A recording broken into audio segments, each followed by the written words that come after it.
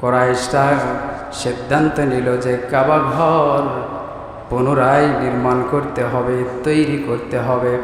সেই সময় কাবা ঘরের দেওয়ালটা মানুষের চাইতে সামান্য উঁচু ছিল। হযরত ইসমাঈল আলাইহিস সালামের জামানা থেকে মানুষের চাইতে সামান্য উঁচু 9 হাত উঁচু ওই কাবা ঘরের দেওয়াল ছিল।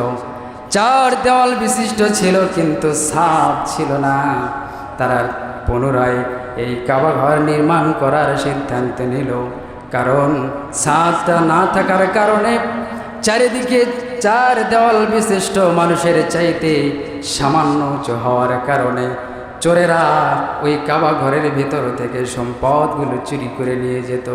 শুধু তাই নয়, ওই সময় মহাপ্লাবন হয়েছিল। এই প্লাবনের গতিটা ছিল কাবা ঘরের দিকে।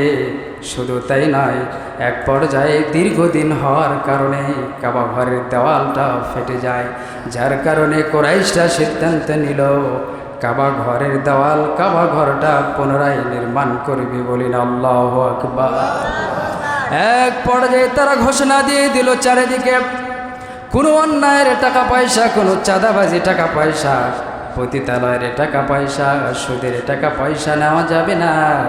হালাল টাকা দিয়ে আমরা কাবা ঘরটা নির্মাণ করতে চাই। বলি আল্লাহু আকবার। এক পর্যায়ে কাবা ঘর যখন নির্মাণ কাজ শুরু করবে, পুরানো দেওয়ালটা যখন ভেঙে ফেলা হবে, কেউ সাহস পায় না কাবা ঘরের দেওয়াল ভাঙতে। যদি আল্লাহর গজব এসে যায়, কাবা ঘরের দেওয়ালে হাত দিলে কেউ সাহস পায় না। কে ভাঙবে এই দেওয়াল? আমরা তো আল্লাহর সন্তুষ্টির জন্য আবার নির্মাণ করতে চাই। কেউ যখন সাহস পায় না, ওয়ালিদ ইবনে মুগীরা সর্বপ্রথম কাবা ঘরের দেওয়াল ভাঙা যখন শুরু করে দেয়। এক পর্যায়ে কুরাইশ সর্দাররা যখন দেখলো কোনো তো মুসিবত, আল্লাহর পক্ষ থেকে কোনো বিপদ আসছে না, এক পর্যায়ে তারা সকলে মিলে যখন ভাঙা শুরু করে দেয় আস্তে আস্তে। হযরত ইব্রাহিম আলাইহিস সালামের ভিত্তি স্থাপন যতদূর পর্যন্ত ছিল, তিনি যতদূর পর্যন্ত করেছিলেন অতদূর পর্যন্ত তারা থামিয়ে দিয়ে আবার সেখান থেকেই কাবা ঘর পুনরায় নির্মাণ করা শুরু করে দিল। বলি সুবহানাল্লাহ।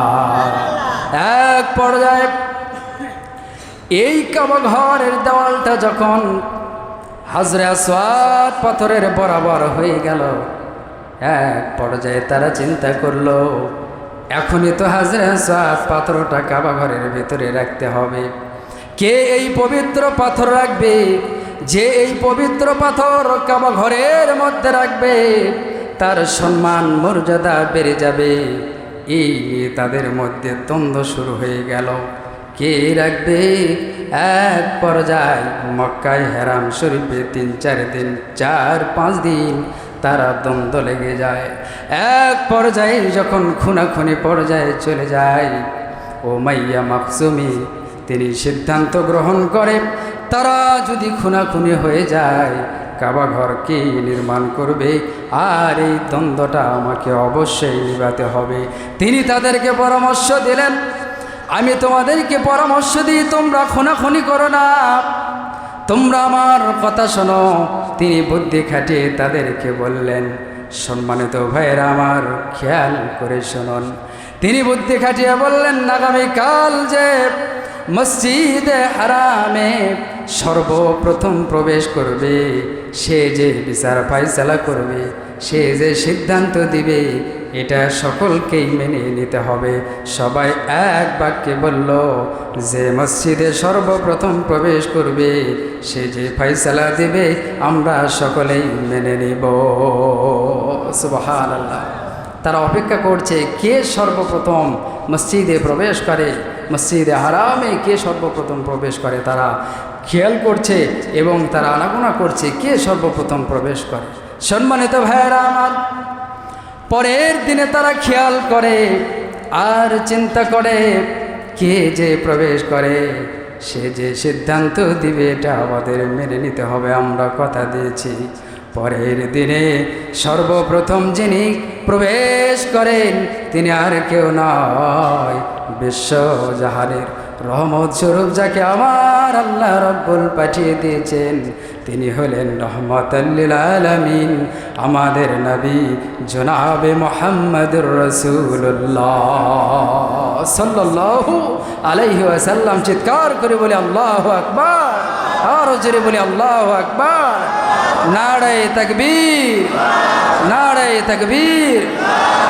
সম্মানিত ভাইয়েরা আমার, এক পর্যায়ে তারা সকলে উচ্চ আওয়াজ আল্লাহু আকবার বলে ধ্বনি দেয়। আল আমিন সর্বপ্রথম মসজিদের মধ্যে প্রবেশ করেছে। তারা সবাই আমার নবীজিকে ঘেরাও করে নেয়। বয়স কিন্তু 35 বছর, আমার নবীজি নবুয়ত পায় নাই। বয়স যখন 35 বছর, সবাই ঘিরে নাই। আল আমিন সর্বপ্রথম মসজিদের মধ্যে প্রবেশ করেছে। সে যে সিদ্ধান্ত দেবে আমরা এটার উপরই অটল থাকবো, আমরা মেনে নেব। এক পর্যায়ে সমস্ত ঘটনা যখন শোনে তিনি বললেন যে চাদর নিয়ে আসেন আপনারা। আমার নবীজি বললেন যে তোমরা একখানা চাদর দাও আমাকে। তিনি চাদরটা বিছিয়ে দিলেন। দেওয়ার পরে আমার নবীজি নিজ পবিত্র হাত মোবারক দ্বারা সেই পবিত্র পাথর নিজ হাতে চাদরের উপরে রাখলেন। বলি না সুবহানাল্লাহ, বলি না আল্লাহু আকবার। এরপরে কুরাইশদেরকে বললেন, তারা যে দ্বন্দ্বে লিপ্ত ছিল তাদেরকে বললেন যে আপনারা চারিদিকে ধরেন। এরপরে তারা ধরল। আমার নবীজি বললেন, যখন কাবা ঘরের মধ্যে নিয়ে যাওয়া হলো, আমার নবীজি বললেন এইবার আপনারা রাখেন। আমার নবীজির হাত মোবারক দ্বারা ওই পবিত্র হাজরে আসওয়াদ পাথর কাবা ঘরে স্থাপন করে দিলেন। বলি না সুবহানাল্লাহ।